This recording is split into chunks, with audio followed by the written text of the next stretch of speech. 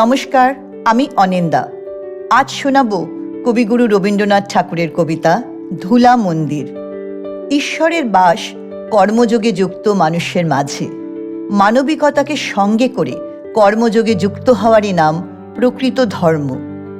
কবির মতে মুক্তির উপায় হল নরে নারায়ণের অন্বেষণ করা।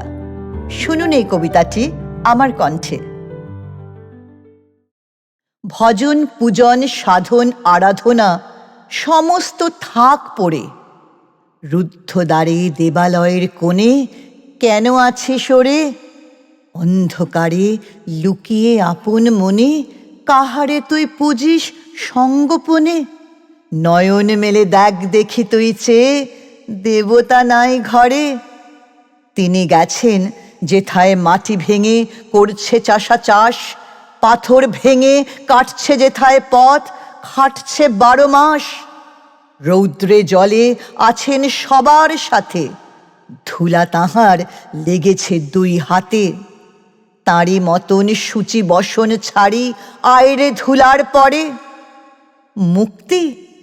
ওরে মুক্তি কোথায় পাবি? মুক্তি কোথায় আছে?